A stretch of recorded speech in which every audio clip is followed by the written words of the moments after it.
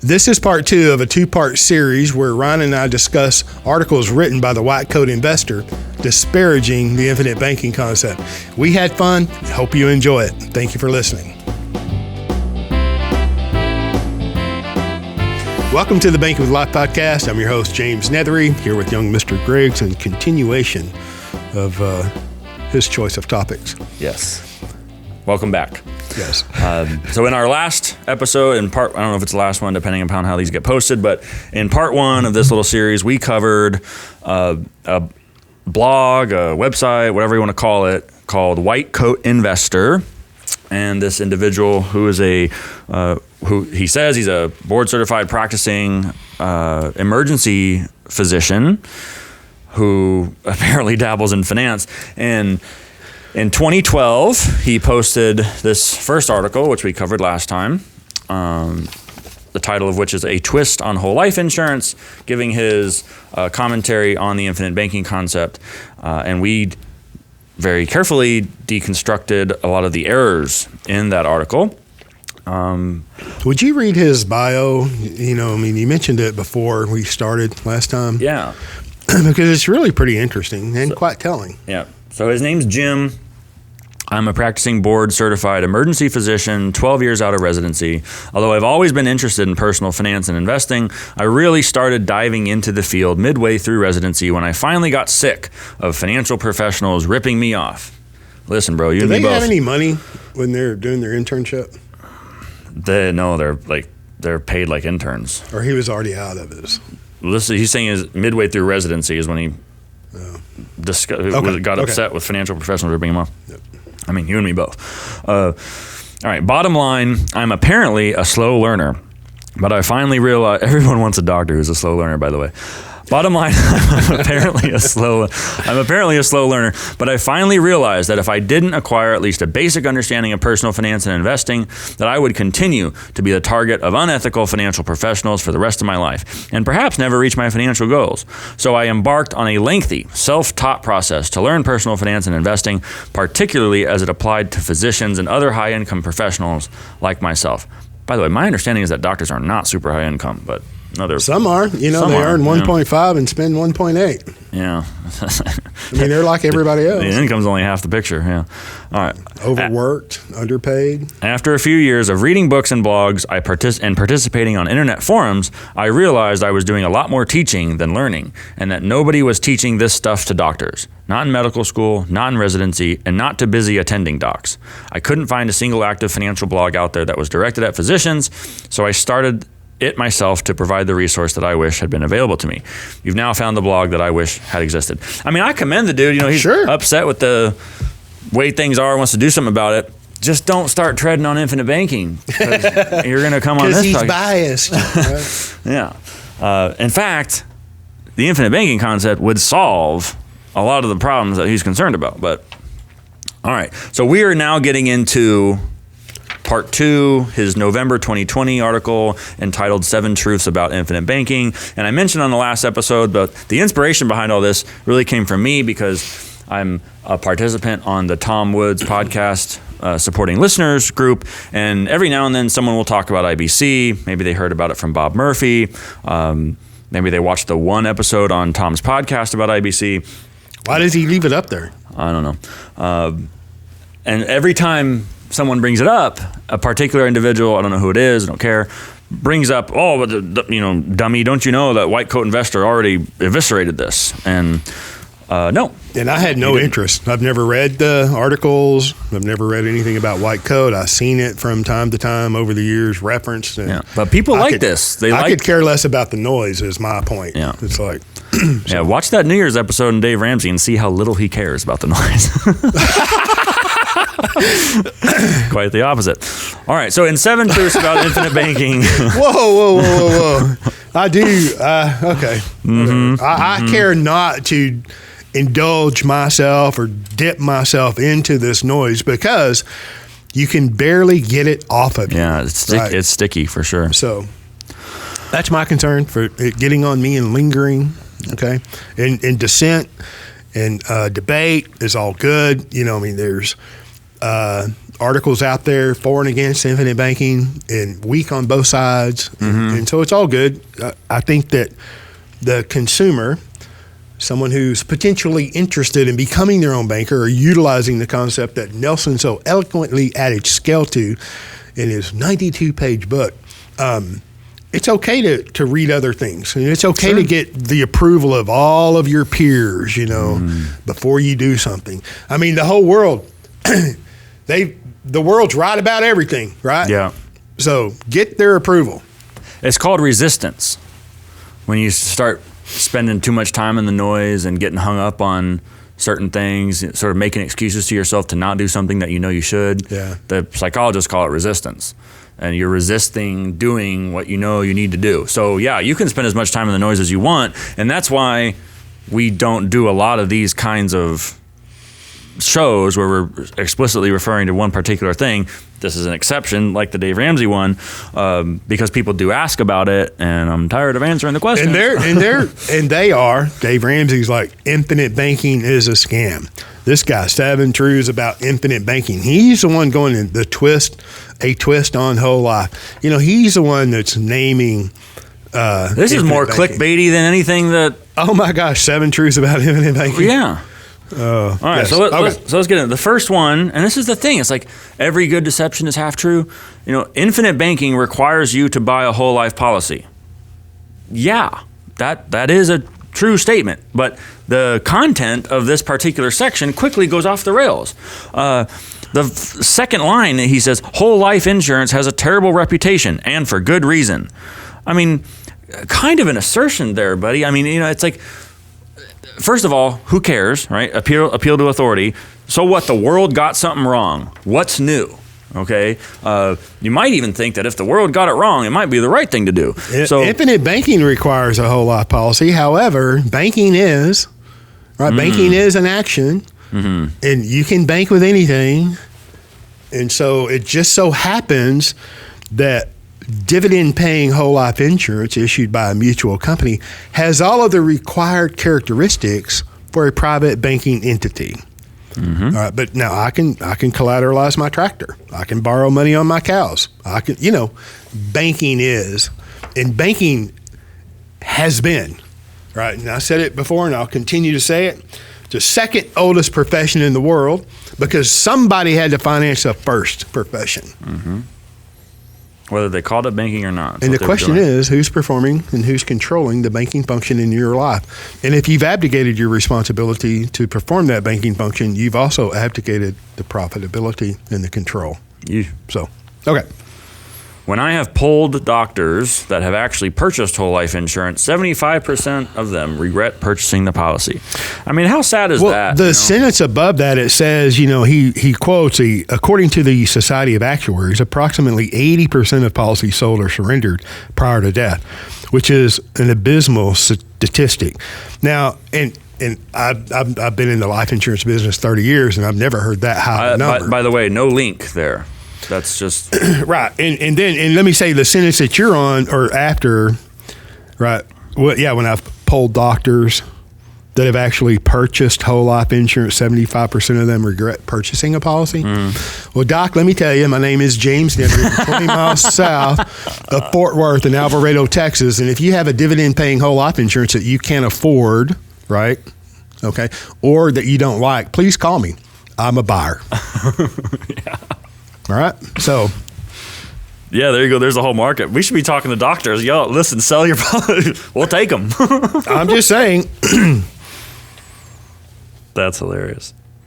And I mean, some of this stuff is true. And in full disclosure, I'm going to change beneficiaries and, I'm going to profit from that purchase. Okay. And it's not going to benefit you whatsoever. Right. As a matter of fact, if you sell your life insurance policy, the insurance industry considers that you selling your mortality. And there's a whole secondary and tertiary market. It is not good for you. If you sold your life insurance policy, every life insurance application has a question on there. Have you ever sold or do you intend to sell this life insurance policy or a life insurance policy? When you say no and you actually have, that's fraud, number one. Right. If you say yes, they're going to say no, thank you. Right, because it jacks with their mortality and their lapse ratios. Go figure. Right, because there is a high percentage of lapse in all of life insurance. Now, when you segment out just dividend-paying whole life insurance, it's nowhere near 80%, nowhere near 50 or 40%. Yeah. My understanding, and I don't have a link there to reference either. Well, we have our own personal experience. Not a single client of mine is. Oh, I've had some surrender clients. lapse. Oh, yeah. I mean, you've been doing this a little while longer than me. Okay, I mean, it's rare, and it typically comes from their brother-in-law who you know what? Yeah, and I buys into things like this or whomever. But my point is, I am a buyer of life insurance, but it does not benefit you if you sell your life insurance, right? Because you will not get more life insurance if you're honest on an application. So it is not good for you. But still, apparently 80% of you docs don't like it. So, gosh, if 80% or if 75% of doctors regret their purchase of whole life, then maybe we shouldn't be talking to doctors about finance. how many docs regret going into the medical profession and then staying there? Now, look, it's like half of your decisions are dictated by somebody 3,000 miles away in this medicine that we have in in America today. All right, look, you were gonna mention that one person that lapsed the policy. Yeah, I had a guy.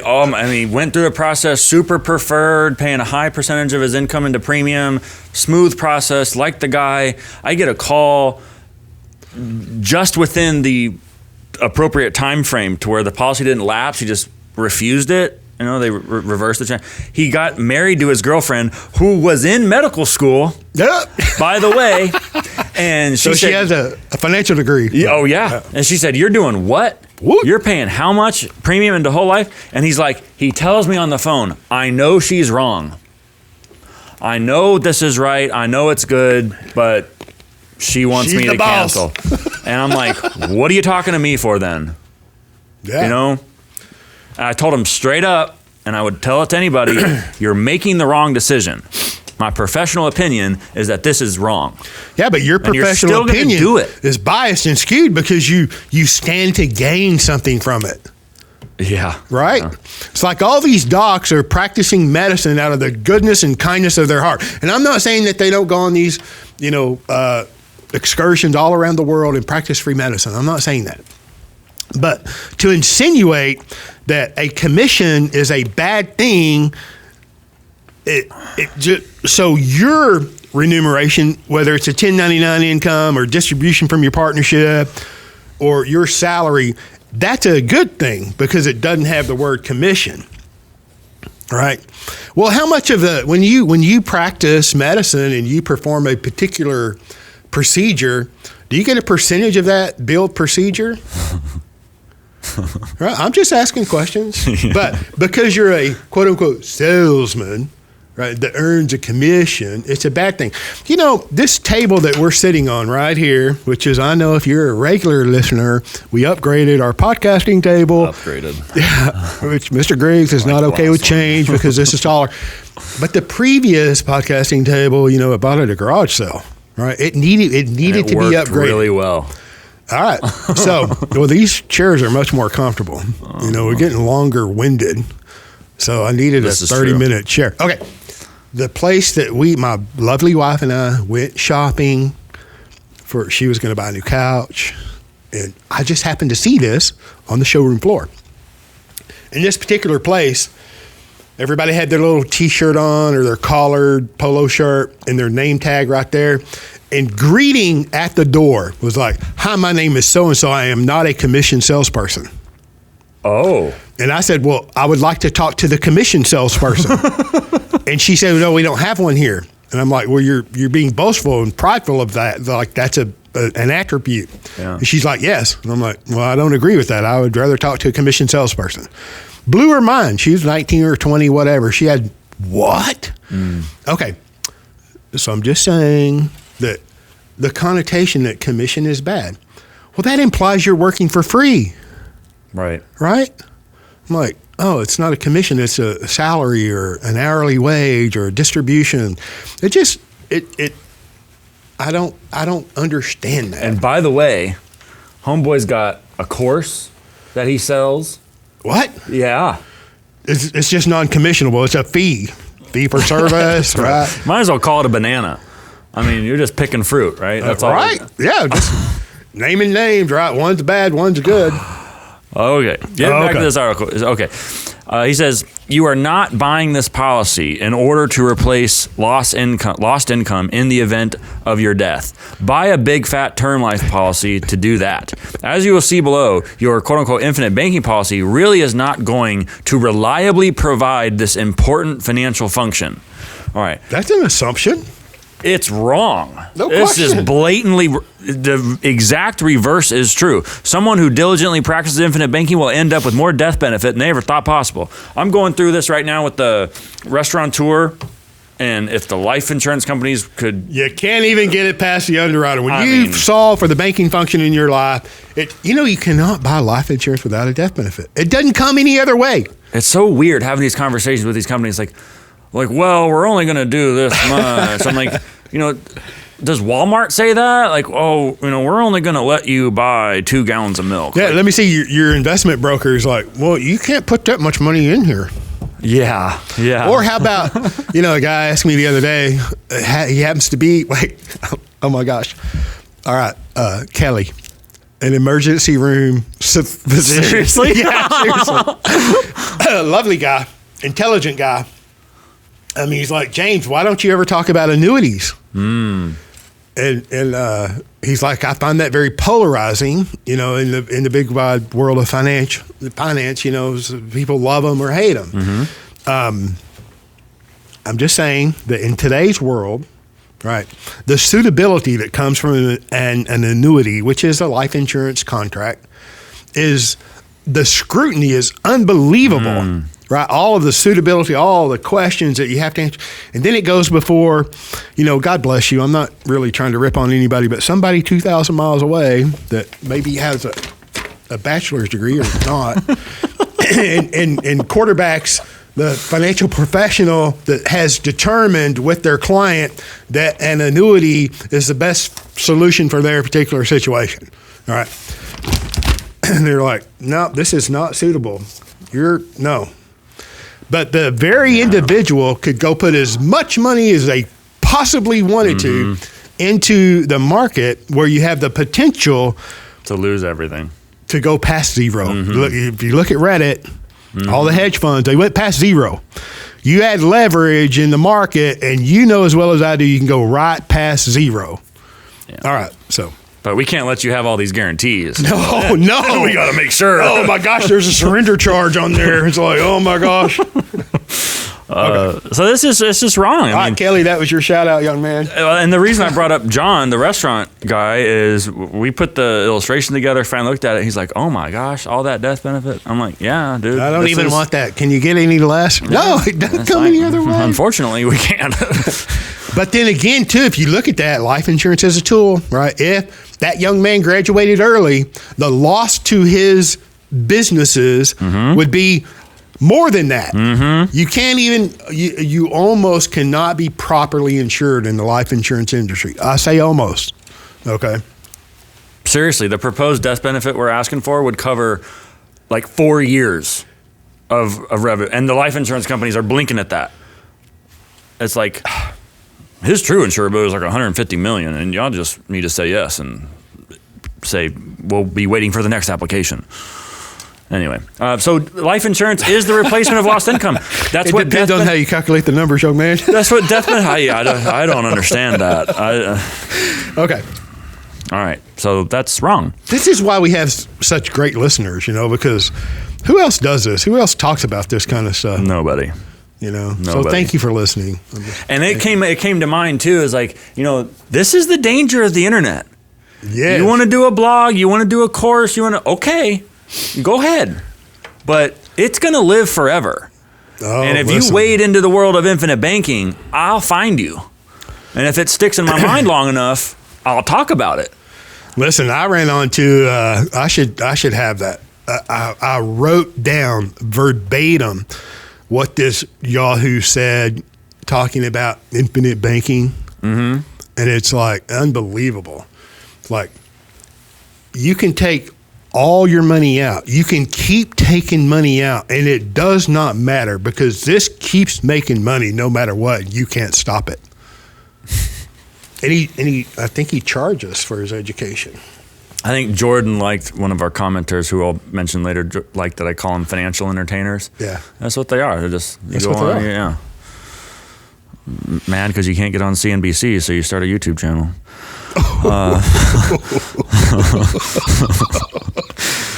Okay, next. Well, maybe he's published in JAMA. Yeah. With the New England Journal. Oh, he's a physician. The one that retracted their big COVID study. Stop it. Okay, all right. It's real. Number 2, the policy. I had it. Seriously, it's real. I just couldn't test positive.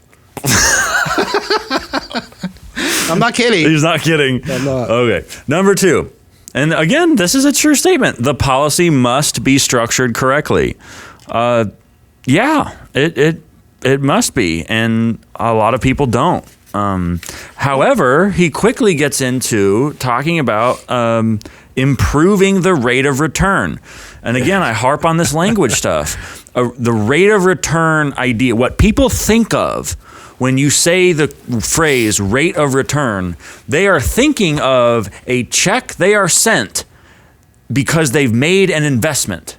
They're thinking of an increase in the value. I mean, they don't have to have a check, do they? 2 things. Ongoing cash flow, right? Or an eventual cash flow resulting from the sale, right? What they call a capital gain. So one of those 2, that's what people are thinking of when you say the term rate of return. That is not what is going on in dividend paying whole life. We are not earning a return. The value of the contract, the cash value, your capital, that number is increasing. That is true. But this is not a return. This is the value of an asset you own. And in fact, you're not going to or shouldn't. It's not recommended that you sell the contract in the future to realize a return. That is, no, you wouldn't want to do that. And in fact, he talks here about the modified endowment contract, which he seems to understand is a inferior tax treatment. Okay, well, the way to avoid that is to not sell or give up the contract. And so the thing he doesn't like would be the result of what you would need to do in order to use the language he's using, right? So like I said in the last episode, people harp on, or I think maybe it's my own mental block, but that I'm being nitpicky or semantics and I'm focusing just on words.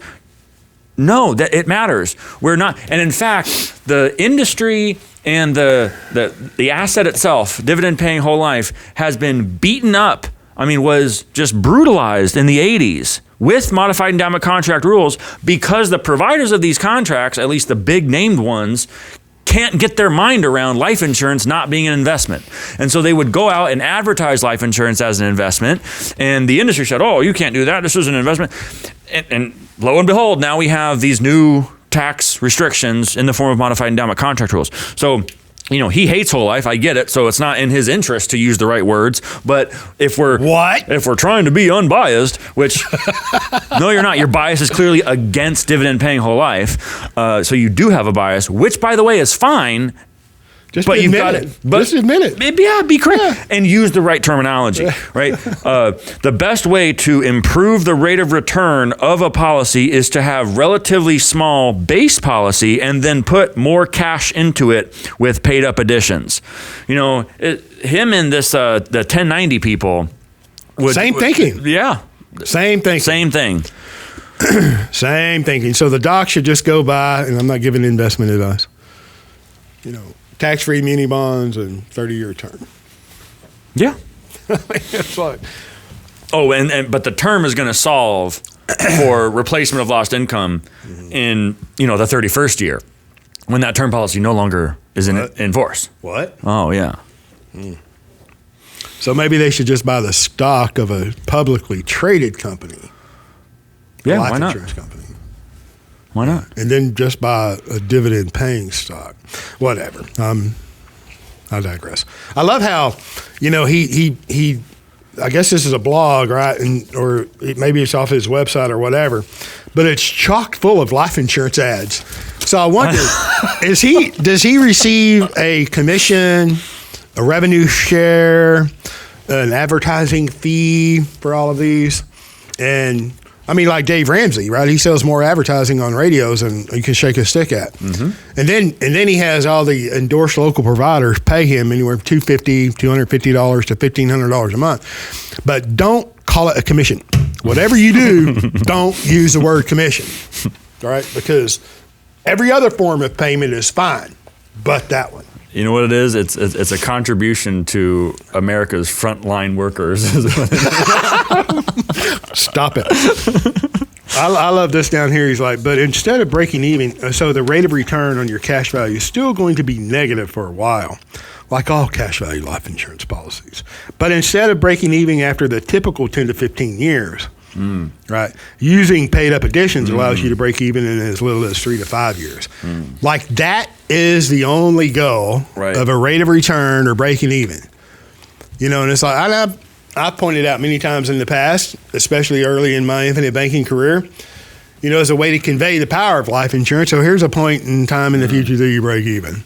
It's like, oh my gosh, I wish I could almost take it back. Right. Kind of like Nelson wouldn't put an illustration in becoming your own banker if he rewrote it. And I understand why now. So later on in this section, he really... I'm just saying typical life insurance, typically dividend-paying life insurance or stock-issued life insurance policies. It takes 15 to 18 years to break even. Or more, yeah. Yeah, I mean... It's base only, yeah. Yeah, sometimes 20, 25 years. I mean, so this idea that 10 to 15 years is typical is not typical. And the idea that 3 to 5 years, as bad as it is still better, is good. The idea that that is good is wrong. Right. It is not good.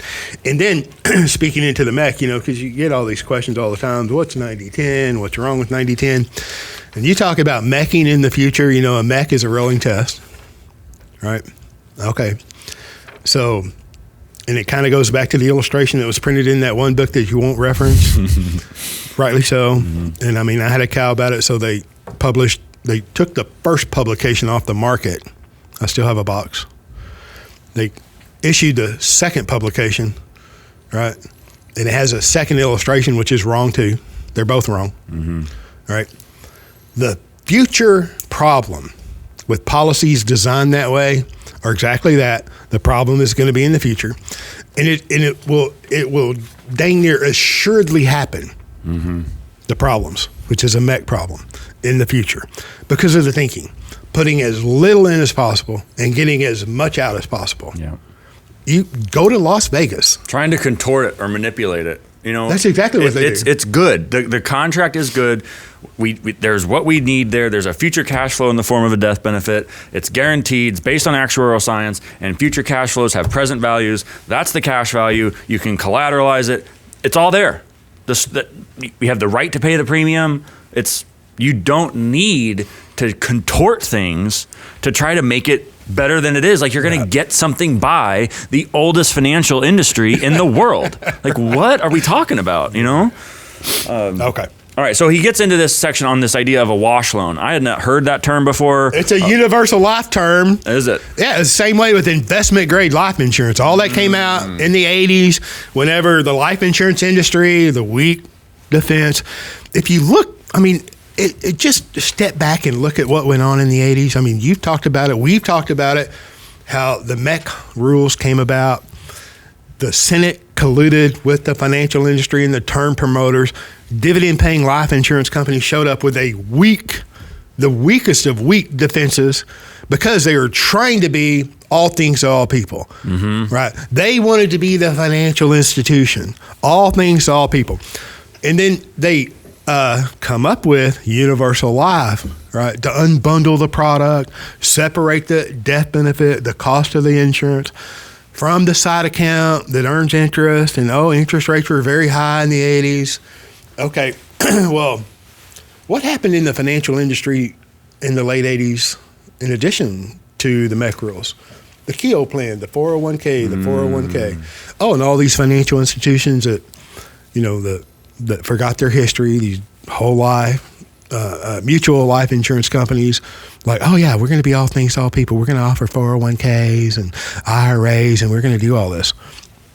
I'm just saying that a lot of things went on in the 80s, and if you back up, you can kind of connect the dots. Mm-hmm. With Universal Life came this idea of a wash loan and investment grade life insurance. So when you hear the term investment grade life insurance, it implies whatever kind of life insurance you have is less than this new investment grade.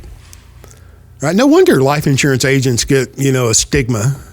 Those tech stocks in the 90s were investment grade. Well, some of these hedge funds were doing really well until last week too, right? Yeah. I mean, which, I don't want to keep dancing around that.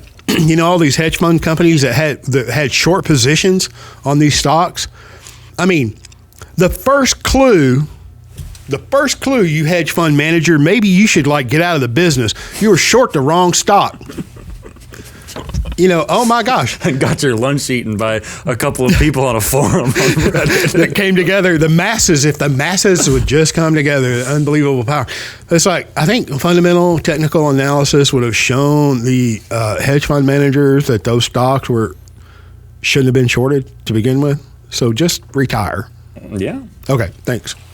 So this idea of the wash loan, so he says with the wash loan, your policy loan interest rate is the same as the dividend rate on the policy. So it doesn't matter. Yeah.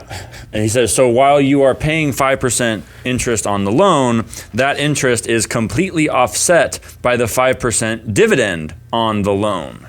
I mean, I struggle to even read there's no dividend rate on the policy. There's a gross dividend crediting scale, refers to the company's overall financial performance, has only an indirect relationship with what you as a policy owner will actually receive. And you cannot reverse engineer that quote unquote gross dividend crediting scale from an actual in-force illustration. It won't be there. And by the way, I thought on this prior episode that we had done, this came to mind, I didn't say it though, 40 years into the policy, your dividend will dwarf the premium.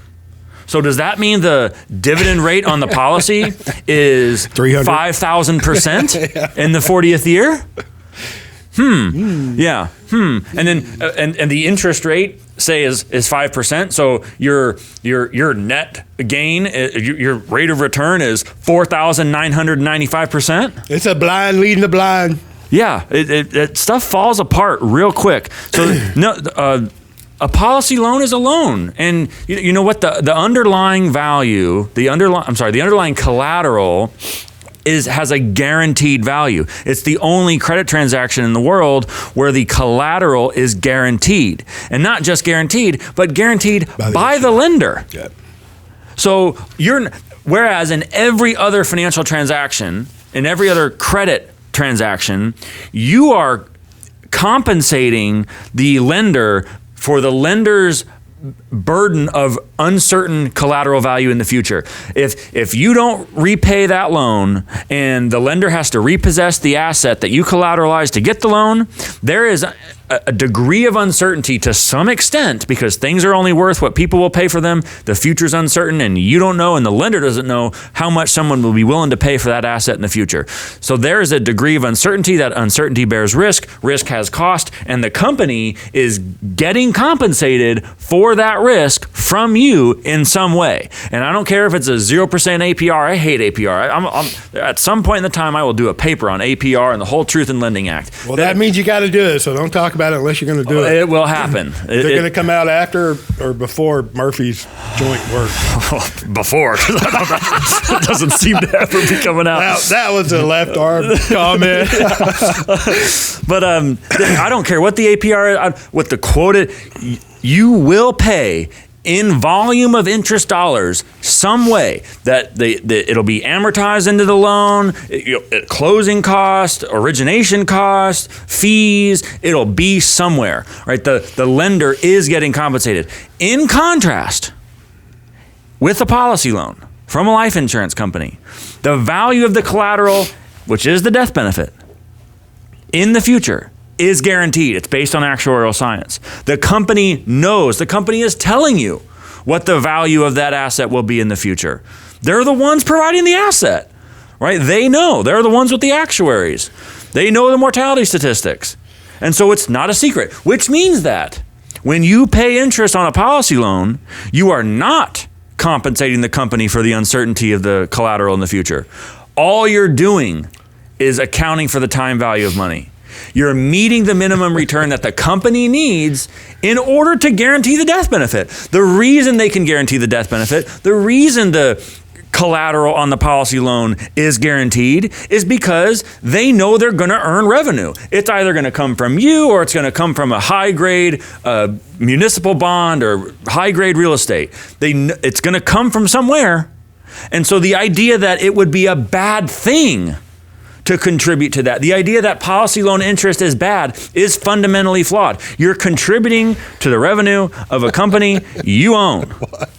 Now, wait a minute. That's going to pay you a dividend. If you pay a premium in exchange for the death benefit, the cash value, and all of the other attributes of the contract, and the death benefit, and I've said it many times, I say it over and over and over, that is a future obligation to the company.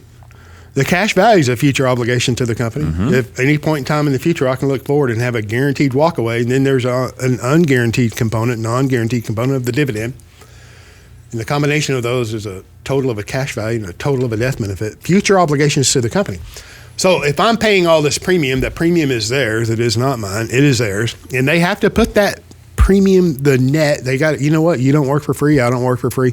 Nobody in the home office works for free. The bond traders don't. Oh, they act like it sometimes.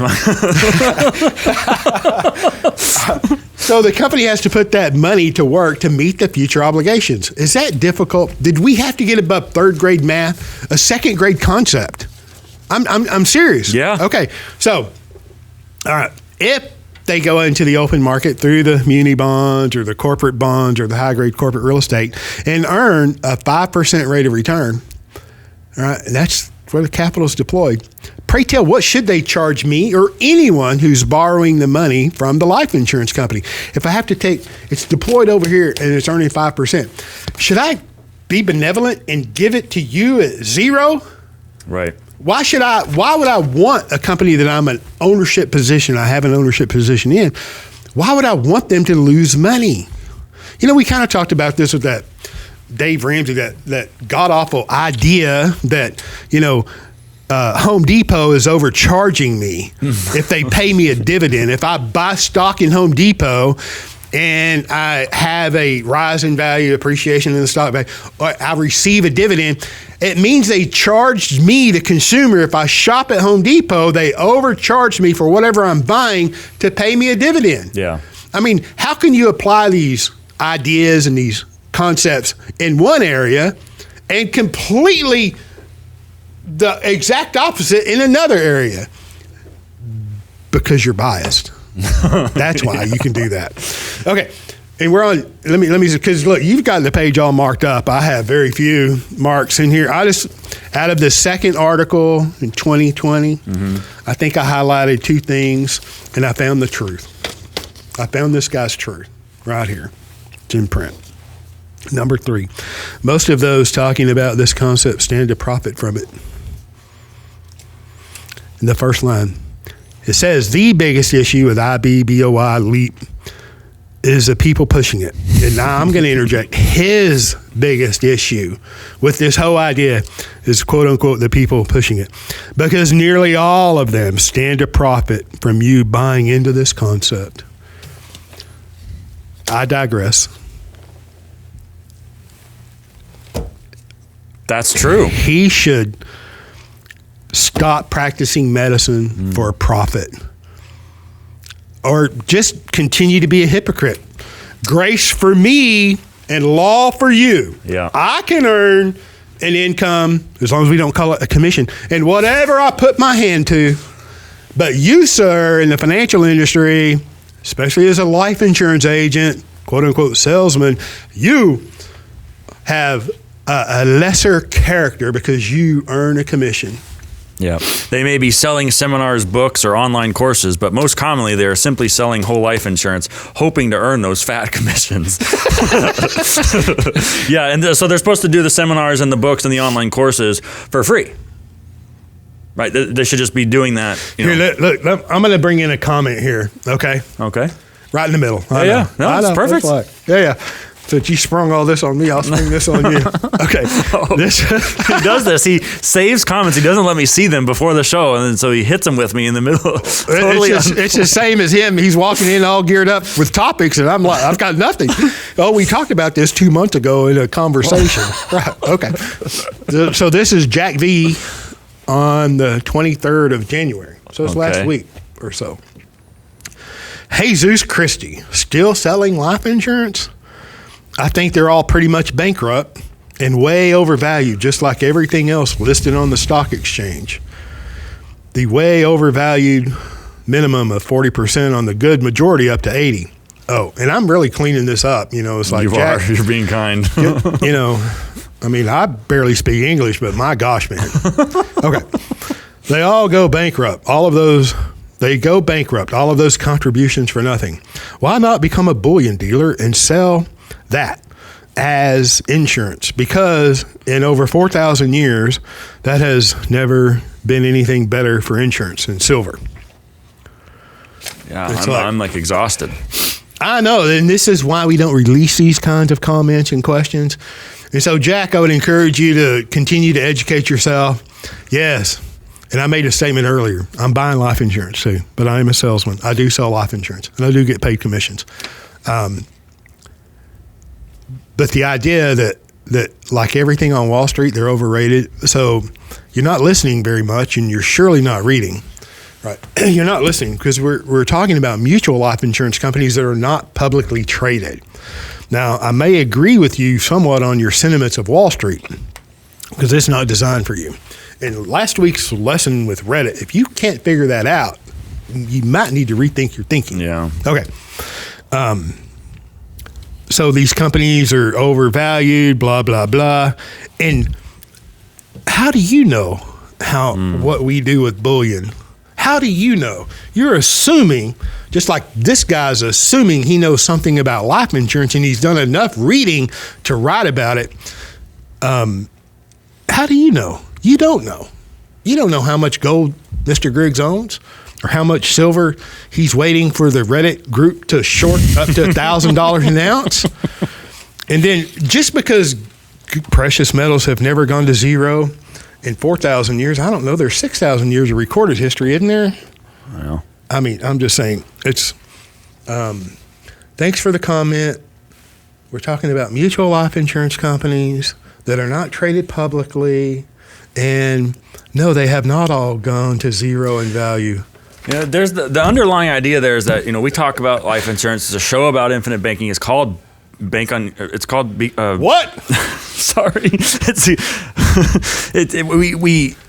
about the IBC. Life. Like we get that, but we're not. You saying, don't even know what the show's name is. I'm like, oh my god! There's like 7 different top things in here. What we're not saying is that all you should do is pay a premium and go home and go to bed. This is about securing the banking function. It's about the optimal accumulation and deployment of capital. That's it. That's what this is about. We're not saying that investing or starting a business or being entrepreneurial is a bad thing. Whoa, wait. Starting a business, talk about investing. Right. Oh my gosh, the most important thing that you or anyone, myself included, can invest in is yourself. It is you. And whatever it is you want to put your hand to, invest in that. And if you don't know what you put your hand to, continue to study. Don't listen. Everybody, Jim Rohn, can serve as an example of what to do or a warning of what not to do. Okay, don't be like Jack V. It's a warning of don't act like this. Don't act like you know. Don't get the arrival syndrome, like you know everything and there's nothing else for you to learn. No. That's a warning of what not to do. I'm just saying, invest in yourself. And if you don't know what to put your hand to, keep investing in your knowledge. Keep capitalizing, yeah. Oh my gosh. The opportunities will come. All right, number 4. Truth number 4 of 7. The IBC, it allows you to earn more on your cash in the long term. He says here, the real benefit of infinite banking is that you will probably earn a little more on your cash over the course of your life than you would in a bank account at the cost of a few years of crummy returns on your money. Seriously, that's it. Yeah. I mean, he clearly has never opened becoming your own banker. No. A cursory glance at the illustration. He's read a couple of books on investing and went to a couple of blogs to start his blog as a physician, right? Yeah. And to reach out to help his fellow physicians out of the goodness of his heart, because obviously he's a nonprofit. Right. He goes on here. Proponents want you to compare borrowing from life insurance, which you don't do, but I'm quoting, borrowing from life insurance to borrowing from the bank. Wouldn't it be nice, they say, if you could always qualify for a loan to buy your next house, car, RV, or boat? But that is the wrong comparison. You should not be comparing borrowing against your policy to borrowing from the bank. You should compare borrowing against your policy to withdrawing money from your savings account. Okay, that's straight up false. Totally wrong. Yeah. My 2019 Nelson Nash Institute talk, Why Nelson is an Heir to Manger, which is on YouTube, explains this in depth. That is exactly the comparison you should be making, is between borrowing from a life insurance company as opposed to borrowing from a bank or any other third-party conventional lender, because it's the question is credit, right? We're borrowing money, we're leveraging asset value.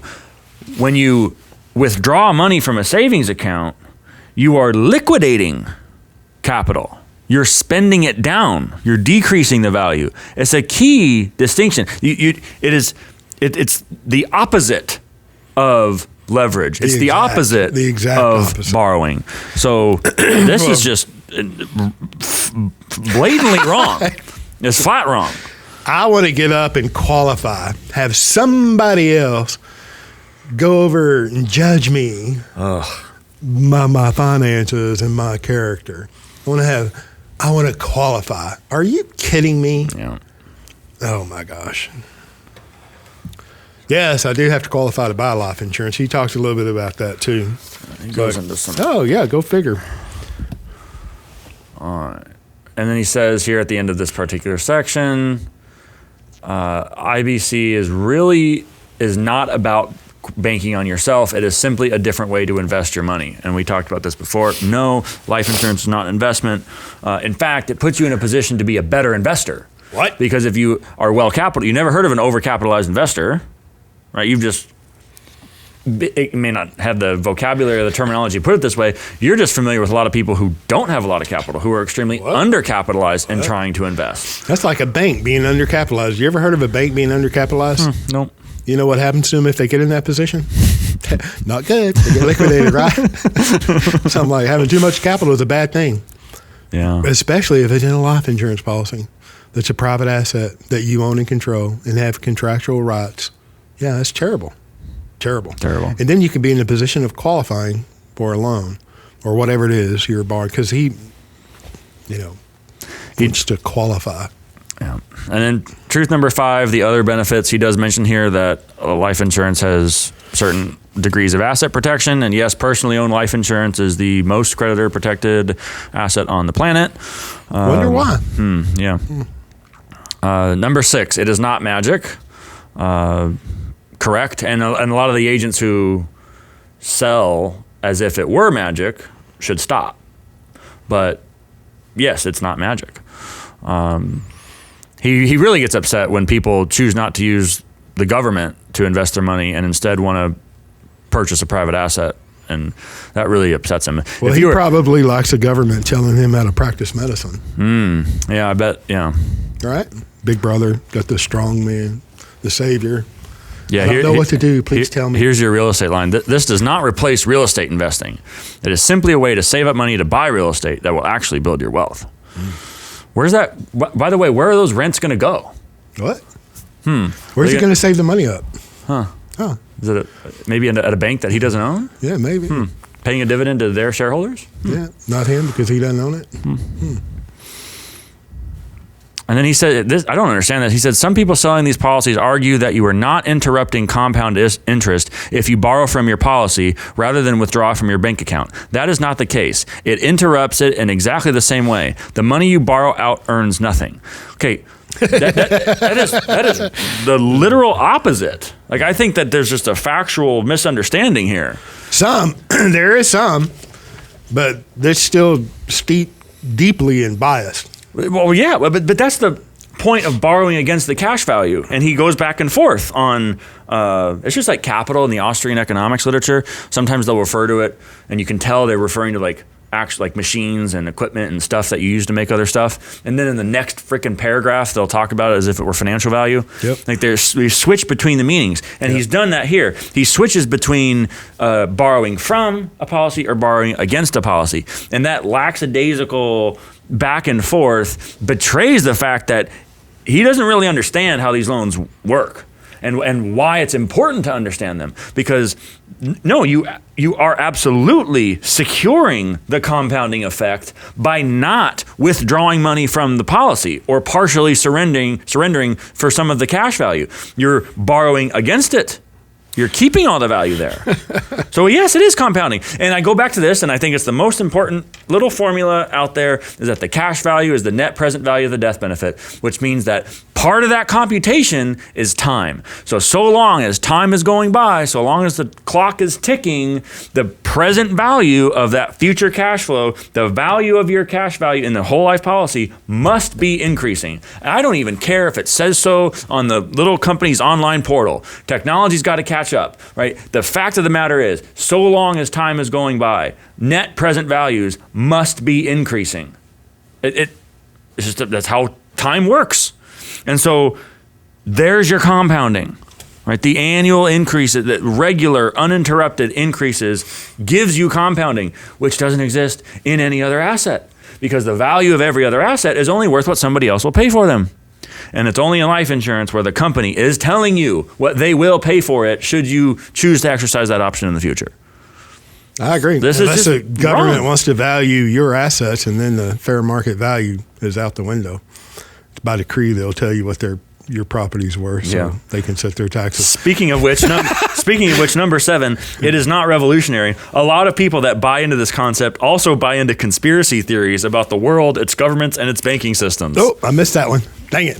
I mean, well, he mentions earlier, I don't know if it's in this article or the previous one that we had talked about earlier in the previous part 1, that the benefit of asset protection. He said, and he referenced himself. Some people like myself. Because he's worried about getting sued, yeah. Yeah. Well, in number 7, it's not revolutionary. It's like, he goes on to say that, it's like, it's not a scam, but it's frequently sold.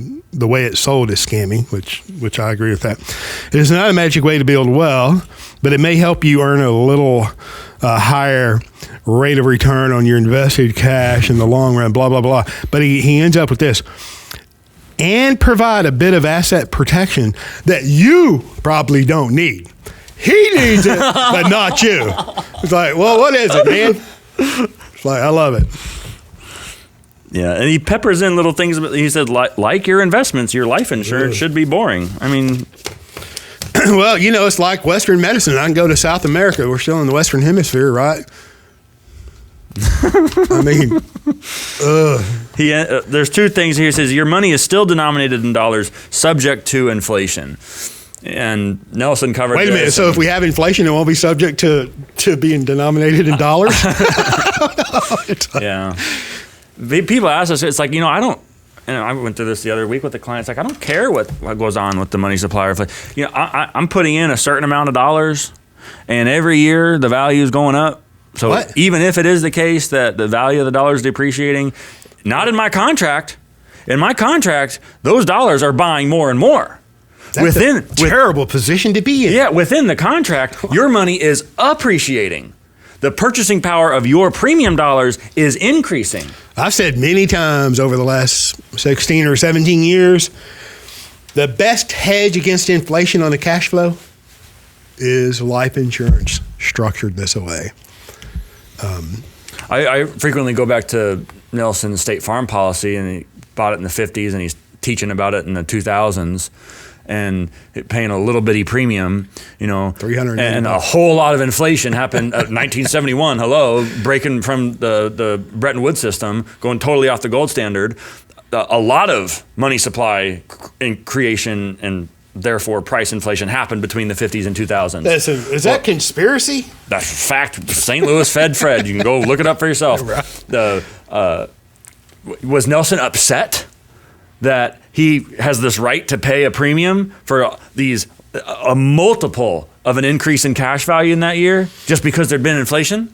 No, he had switched from the dividend reducing the premium to actually paying the premium. To wanting to pay more. And he had bought a lot more life insurance policies. Did not have a PUA, additional PUA. Just the PUA was just a place for the dividend to be paid. And by the way, that medical practice and those real estate investments and your tax qualified plan money, all that's denominated in US dollars too. What? Yeah. So it's not like all the interest that he pays on those credit cards are denominated in US dollars too. Because, I mean, why would he pay 10 or 12% on his credit card and only earn 4 or 5% in his investment account? I mean, one number is bigger than the other. He ends with, if it is making you excited and you feel a need to go proselytize. I think he wants to say proselytize it to your friends and family. You are likely mistakenly buying into the scammier aspects of the concept. Infinite banking is not a scam, but the way it is sold frequently feels scammy. It is not a magic way to build wealth, but may help you earn a little higher rate of return on your invested cash in the long run and provide a bit of asset protection that you probably don't need, like you said. He needs it, but not you. Yeah. By the way, Control F, do a little search for the word capital in these articles, and it will return precisely 0 results. Right? So there's nothing in here about controlling the banking function, about being in charge of capital, about systematic building and accumulation of capital throughout your lifetime. Because if that were the frame of the discussion, then you couldn't fight this. And that's why they don't talk in those terms. That's why you got to import the terminology and the concepts that have been imposed upon us by Wall Street in order to try to understand something that is fundamentally different. And so it's not going to work. Yeah, and you got to play on other people's misconception. Nelson said many times, and I completely agree, that, most people's understanding of life insurance is based on somebody else's misconception. So you take these ideas that the life insurance salesman is bad, commissions are bad, and that, it's your own money, you're paying interest to borrow your own money, and if you die, the evil company keeps your cash value. I mean, we've all been saturated in this noise. Yeah. And you've got to have a healthy dose of noise spread amongst some terminology that may be, correct but misapplied, to have a healthy amount of, lies covered in sugar to make it acceptable. It's like, yeah, it resonates with me. Yeah, why would I pay somebody to borrow my own money, and oh my gosh, the evil life insurance company is going to keep my cash value if I die.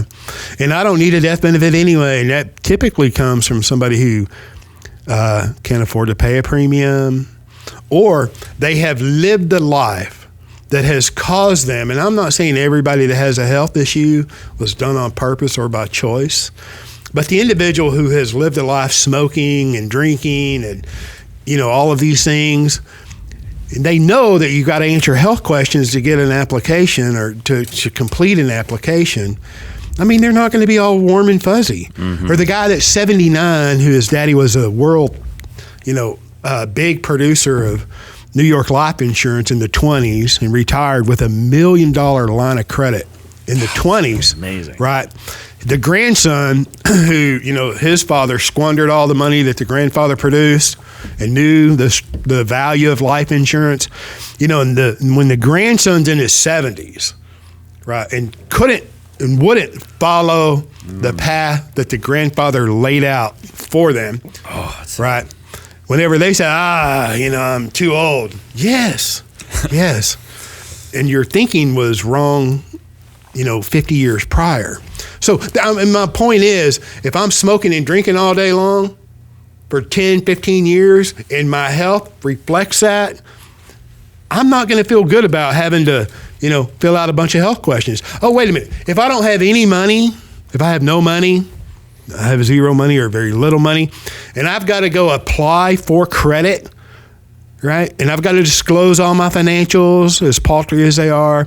How am I going to get a warm and fuzzy feeling, you know, having to apply for credit? I'm not. Yeah. So, and that's just part of the noise. Just because somebody else has made a mistake doesn't mean you should, right? Or that you have to. It gets back to the example and the warning, right? Be an example. Follow the examples. Don't be a warning, and then pay attention to the warnings. Okay. I can get preachy too. Listen, we have all these good comments. You know, you had a bunch of comments. You want to do them? Yeah, why not? Okay. I mean, I know you're hungry, but you can hang out. Barbecue's calling my name. But no, let's do a few. So, well, let me read this one too, because it goes off the bullion comment, the negative comment earlier. The guy. This is Mr. Daly in January 22nd of 2021. Hey, do you young gentlemen own any gold? Thank you for that. By the way, your videos are the best videos anyone can stumble upon on YouTube. Thanks for sharing your knowledge. Seriously. Well, Mr. or Mrs. Daly, Ryan, do you own any gold? So I have, Nelson told a story about how he was robbed, and he has other stories about his experience with silver. And in his second book, the experience with silver. Yeah. I used to have a lot more than I have now, but it was stolen. Yeah. Wow. The first labor-saving device. Right. The short answer is, yeah, I love numismatic. I love the artwork on old coinage, So the short answer is yes, I love precious metals and numismatic coins and things. So that's fine. I like how you put it very plainly. It's like whatever you know something about. Well, and let me say too, here in 2021, with the conspiracy theorists and all that, precious metals. I mean, you specifically reference gold, a precious metal, right? Palladium, platinum, silver, very common, gold and silver. But I also like the other metals too. Brass, lead, the delivery system. Right. Okay. And if we break down into the Stone Age, which I don't believe we are, I think whiskey, tobacco, water filters, a lot of things become valuable, which I enjoy owning those too. Yeah. Okay. All right, Mr. Butler, Wing Butler. Wing, my boy. I have a question about the stumbling block between, I'll just say that, I take both of you out weekly whenever I do the yard. It's so good. At about 23 minutes into this particular episode, whichever one he was talking about 2 months ago. Blowing up infinite banking noise. Part 1. Episode 73, part 1. Wow, 73. A lot of these. Wow. Coming up on 100, we're going to have to do something special. Yeah. We'll have a conversation about it so that you can forget it, and then by the time it comes around. At about 23 minutes, James says that you said you should have wrote a premium check first before paying this particular family member. I've had the same epiphany, but then my old self retorts back by saying, you have to pay it back. So it's like you have to come up with $2 for every one that you take or borrow. $1 to pay the premium, then you got to borrow it out, and then another $1 to pay it back down. What principle am I missing here? I get brain damage every time I think about it. Could you share in a podcast sometime and maybe use an example? Yes, you are missing something, but it's okay. It's a common thing. You're forgetting the capitalization part.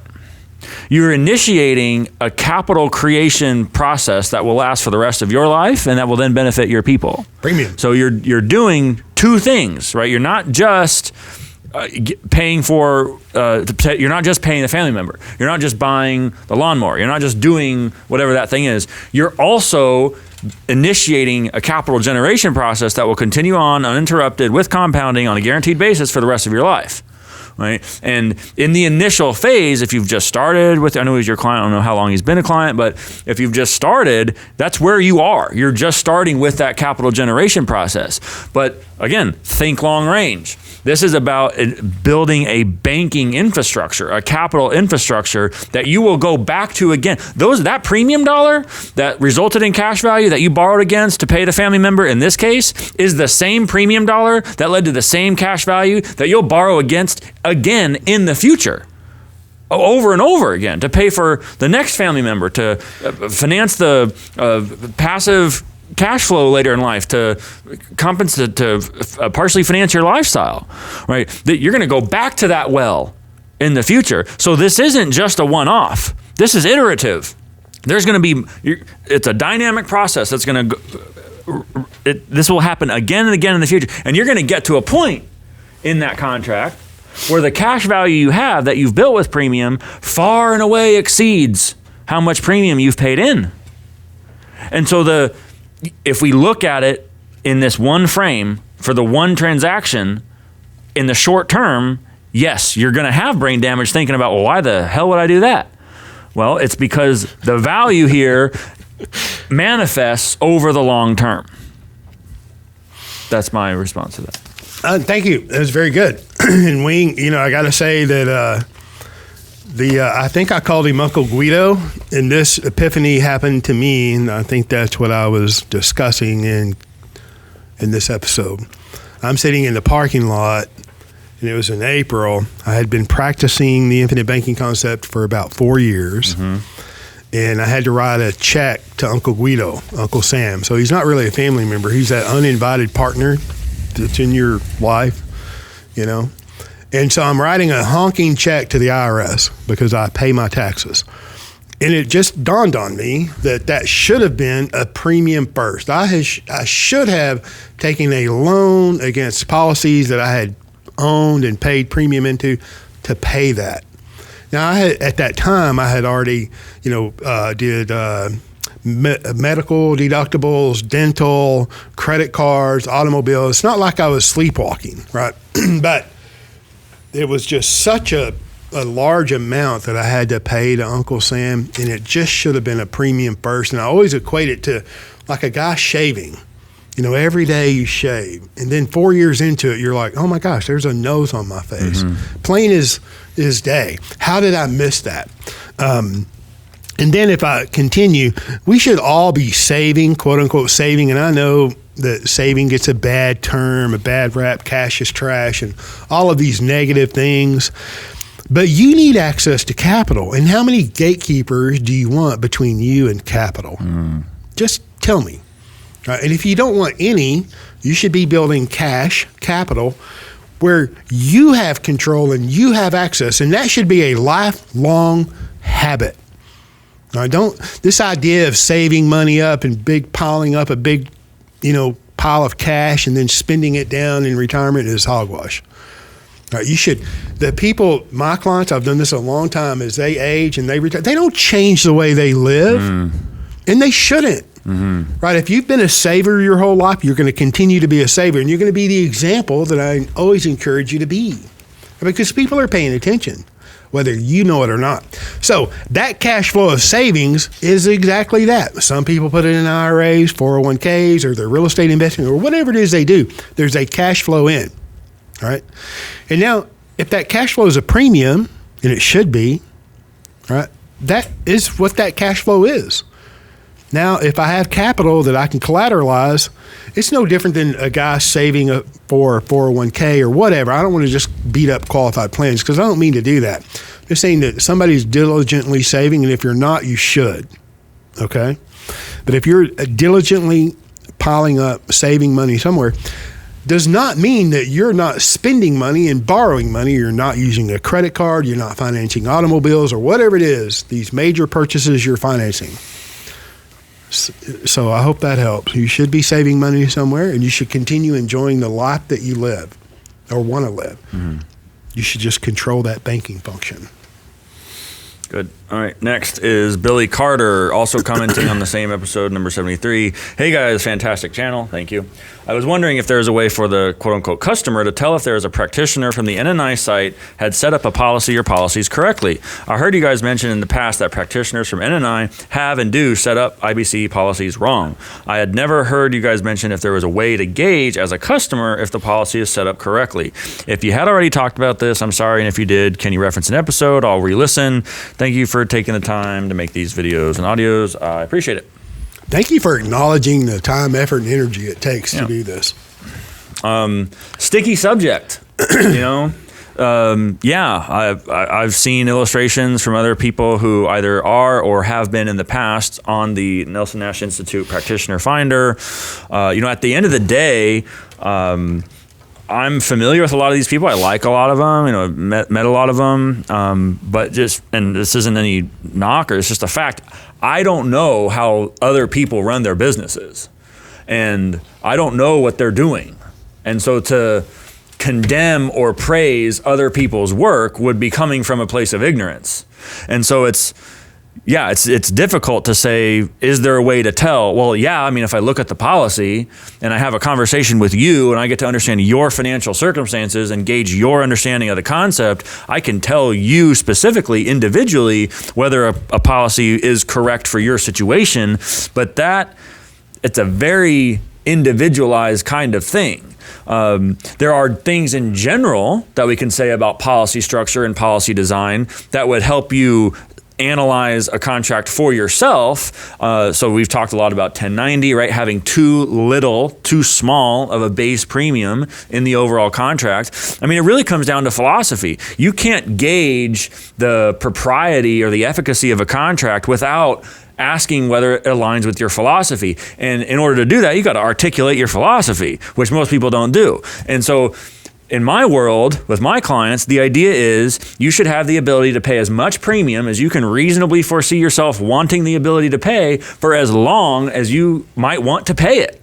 And you don't know how long that's going to be, but it might be a long time. So we'd like to get as long as possible with as much ability to pay premium as possible, subject to your financial circumstances, right? Your ability to pay. You can't have too much capital, so you can't have too much cash value, so you can't pay too much premium. The problem is that you and me don't make enough money, right? So the contract's got to be built with your particular circumstances in mind. And the goal over the course of your lifetime should be, again, philosophical point, to end up with exactly the number of policies you need to pay exactly the amount of premium that you ended up wanting the ability to pay, given your future cash flow experiences, both income and on the expense side. Now, we don't know that. We don't know what the future is going to be, but we can get pretty close by asking the right questions. And so maybe we're one off. Maybe you end up with one policy or two policies more, or maybe you end up not being able to pay as much premium as you ended up having the ability to pay. That's okay, but we're going to get close. So consequently, if you've got a contract that by design must stop accepting premium in, let's say, the 8th policy year, like a lot of these 1090 contracts must be built, then that structure does not align with, in fact, conflicts with what I want to end up being in a position to do. And so we might say in that scenario, this particular structure is wrong.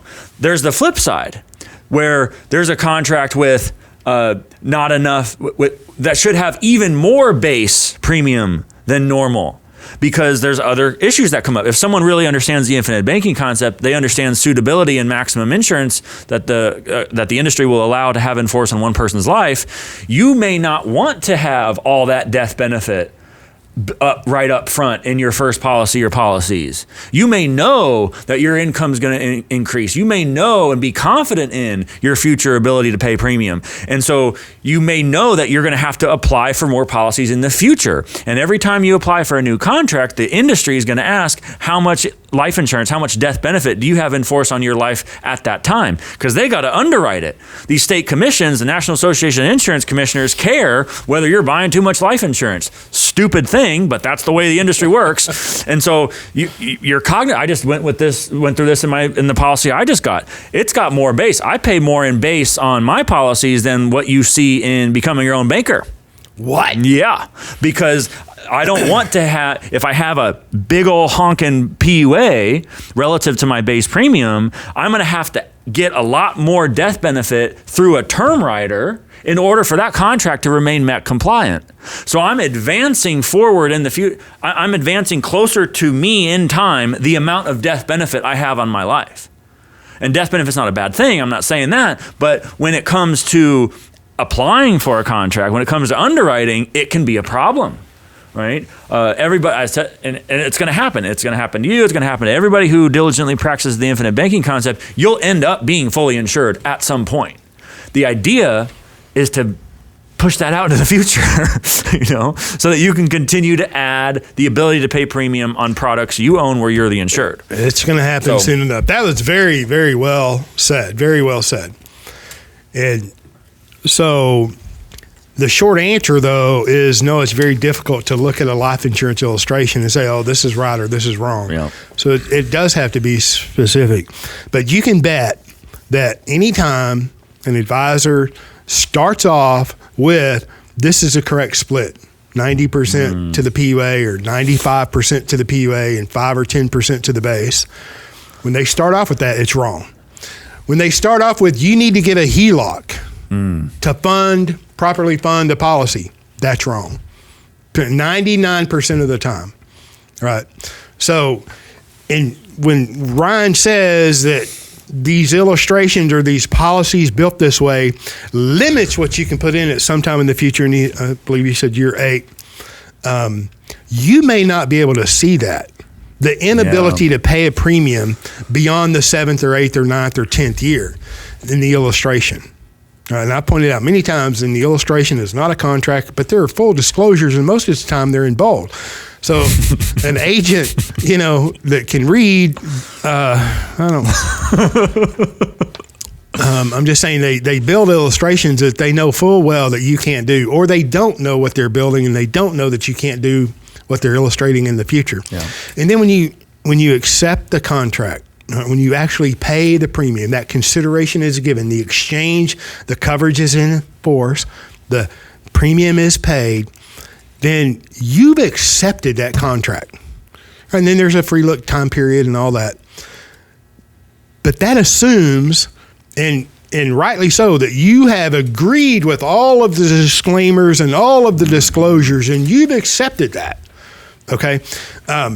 And then he also referenced in his spoken response, Billy, whenever he says that there's a certain amount of debt, we all have a limited insurability. We're all very limited on what we can pay in premium as a percentage of gross income, and how much total in-force face amount we can have from all sources based on a factor of our income and our age. It's limited. So if we are going to try to get 100% or very close to 100% cash in year 1 or 2, then we're having to buy an awful lot of death benefit through a term rider or some kind of a term variation, right, to raise the death benefit up, to avoid the MEC, to have the high cash value in the PUA. You're eating up your insurability. And it may not mean anything, or it may not seem that important to you on your first policy, but you're not going to be able to expand. You're not going to be able to continue to purchase policies as you develop in your understanding and your application.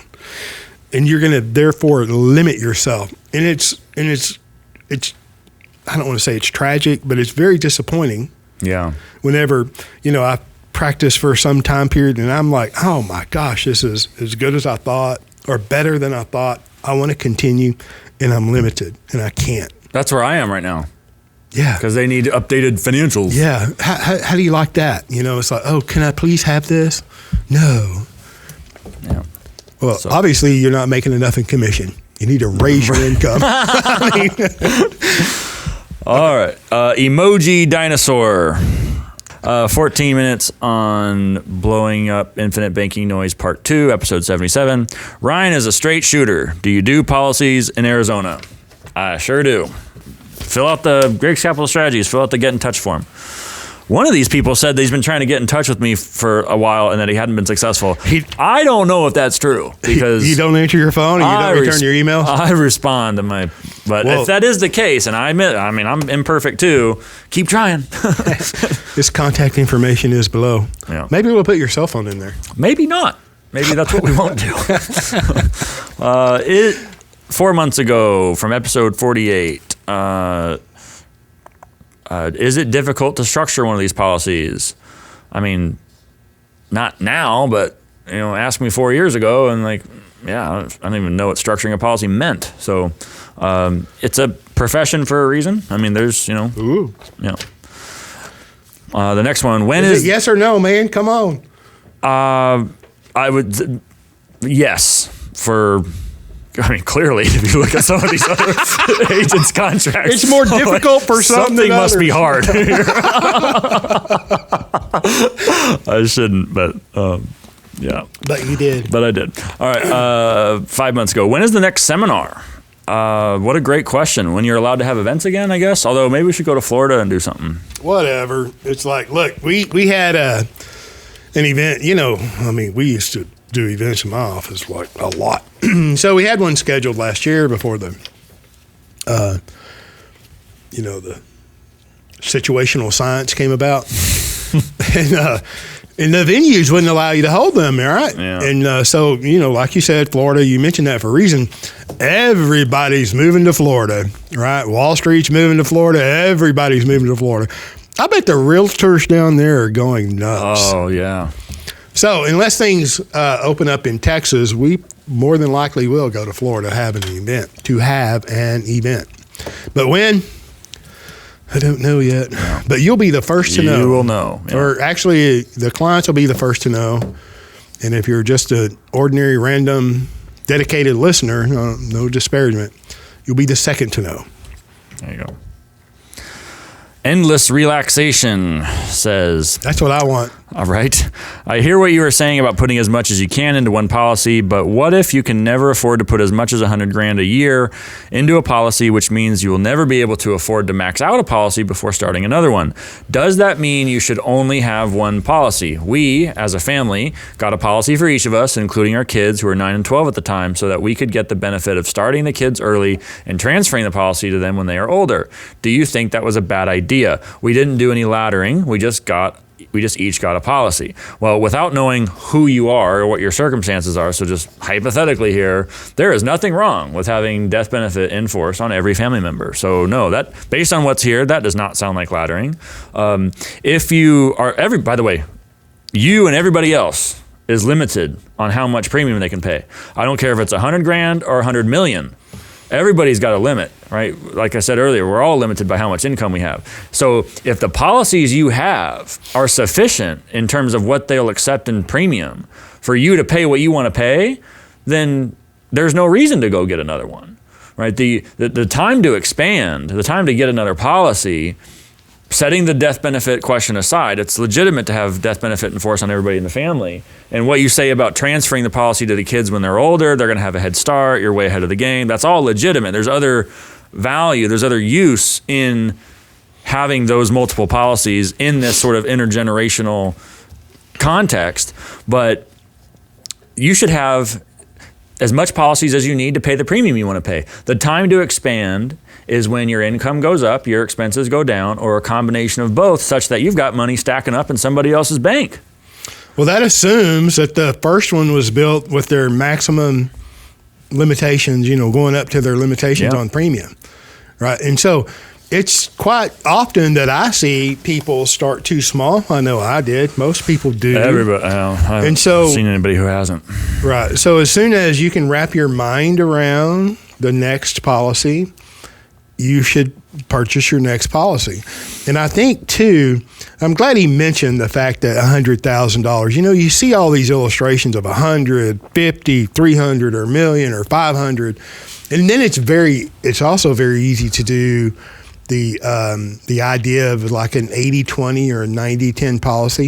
If I pay $100,000 in premium, then that means there's only going to be $10,000 to the base, right? Well, what if you are, and I'm an advocate of starting where you're comfortable. I mean, expanding, not shortchanging yourself. I mean, they should be real numbers. I say often, look, if we determine a premium amount, and it doesn't cause you to think, well, then it's probably not a legitimate number. Mm-hmm. If your wife doesn't look at you and raise an eyebrow and say, where are you going to get all that money? It's probably too much, but now we're getting into the ballpark of, real numbers. They're your numbers, not mine, right? Okay. So what if what is appropriate for me is maybe $2,500 a year or $5,000 a year. And if you do that 90-10 construct, you can't even do that because then the base by implication has to be $250 a year or $500. So my point is, I'm making several points, right? You should start where you're at and where you're comfortable and with legitimate numbers for you. working with an agent who is not practicing on you, okay, that may have some experience and maybe they actually do it themselves. Look, you'd be surprised how many home office people don't own life insurance. So when I say this over and over and over. Having talked with them a bit, I am no longer surprised. I'm telling you, it's like, listen, just because somebody has a life insurance license, it's the same as just because somebody has a medical license. Yeah. It doesn't mean they're an expert in all areas. You completed some government process, and that's what you did. Okay. Next question. Here's a good question. It's important that you have a good question. What information? Are they saying that's a good question? Yeah. What information? Proper classification. What information in these private contracts is public? I.e., can one call a company to see if they are the beneficiary on a policy? No. No. They are private. So what is public? What is public about one of these private contracts? Whatever you want to be public. Whatever you've disclosed publicly, that's what's public. That's it. And it ends there. So privacy has some meaning. Mm-hmm. I love it. Oh, this was the guy I mentioned earlier. Same one who asked the question. Are you guys accepting new clients? I've tried to get a hold of Ryan and haven't heard back. I want to have an agent who is close to Nelson Nash. I mean, all of that is perfect. You should answer your phone, man. I mean, what's the problem? Yeah, I don't know. I mean, I know I don't want to have you do work again, but send in another form or email me or something. That implies that he sent one in previously and you overlooked it. Yeah, which I find that hard to believe, but I'm willing to accept that it could have happened. So I accept my apology if that was the case, and we'll get you going. Next person. Hi, James. Can I use an IUL policy instead of whole life to exercise infinite banking? No. Well, thanks, Ryan, for answering that question for me. Thanks for answering that question for me. You could. You can, if you have an account value in IUL, you can exercise your loan provision, but you're not practicing infinite banking. Yeah. Nelson has one page in his book, Becoming Your Own Banker, that talks about UL. And the IUL, Index Universal Life, is just the latest iteration. I mean, we've discussed IUL quite a bit from time to time, but it's like this. There's a whole episode on it. It's titled that way. I think there's several. Yeah. Here, let me say this about Index Universal Life, and I've said this in many times in rooms full of agents and advisors, and I'm sure I didn't make any friends, and but I haven't lost any sleep. All right. The Index Universal Life policy is just the latest iteration foisted upon the unsuspecting American public. It violates the very essence of life insurance. You retain the risk of dying without life insurance. You're not going to enjoy a tax-free income, which is heavily touted, and a death benefit, or either of them most of the time. And let me say this, that the reason IUL is promoted so heavily is because they illustrate so beautifully. Right. The National Association of Insurance Commissioners, like a fiction novel, several years ago, limited the rate of return that could be illustrated in a universal life policy. And I'm not saying that that's just factual. And now the life insurance companies come up with these options and benefits of the policies to get around that with multipliers and different things. And my point is this, that when you're purchasing life insurance based solely on an illustration, it is going to lead you to universal life because it illustrates so beautifully. So I believe that's one of the reasons that it's heavily promoted, because it illustrates so well. And so then if you're just looking at numbers on a page, it's just like this individual that has this article that we've talked about for the last 2 episodes. 4% is bigger than, or 6% is larger than 4%. No kidding. I mean, no kidding. So I want to say, in the short answer is, you can bank with anything. Can you exercise your loan provision on the universal life contract? Yes. Will you be sorely disappointed using an index universal life policy? Yes, in general. Over time, the older you get, the less that will perform for you. It will not serve you well over your whole lifetime. And it speaks very well to this just noise, in my opinion. It's just another area of noise in the infinite banking world. Well, here we can illustrate a very large account value of the universal life. It's no different if you're purchasing a 90-10 policy or 95-5 or an 80-20. If you're looking at the illustration, universal life illustrates the best. Yeah. Okay, thanks for letting me share. Christian M. a week ago, I don't know which one this was on, but hey Ryan, where'd you get the taxation is theft coffee mug? I need that in my life. This was a gift from my grandmother. I don't know where it came from, but I know if you search online, you'll find it. But thank you for noticing that. Well, we should merch it up. Right? And then save the best for last. The others were good, don't get me wrong, but this one is thorough, and I'm going to read it. Oh. All right. Glenn. Oh, yeah. Glenn Nicholson, and thank you. This is a wonderful comment. There were several other NNI practitioners that did a video on why Dave Ramsey's assessment of IBC was incorrect. I'm glad y'all did too. There was one guy commenting and calling everybody a liar who was defending IBC. I, of course, couldn't let that stand and had to join in. I asked the guy why he was so disparaging and explained IBC and that the cash value is just the net present value of death benefit, like you guys have taught me. Good job. He then responded and called me a liar because the company keeps your cash value and it's part of the death benefit, and that I, as an insurance agent, am just trying to get commissions. LOL. I explained to him that I am not an insurance salesman, that I am a retired Air Force colonel and still working for the Air Force as a civilian, leading the test programs for the next tanker aircraft and one of the frontline fighters. Then I told him to point out where I had lied, because I had just told him the cash value is the net present value of the death benefit, which means that, yes, the cash value is part of the death benefit. Then I reiterated that it is all about capital investment, and I'm using my cash value to buy rental assets that are making me wealthy.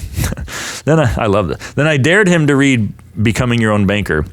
Needless to say, I haven't heard back from him, and I believe Dave's organization had taken down my comments because I can't find it anywhere. Censored by Ramsey, huh? Anyway, James, thanks for helping me get started with the IBC and teaching me all about it to the point that I know what I'm doing and can easily defend it. Thanks, Glenn. Enough said. There you go. Thank you, Glenn. Everybody wants to be like Glenn. Yeah. All right. Lunchtime. All right. Thank you for listening. Bye.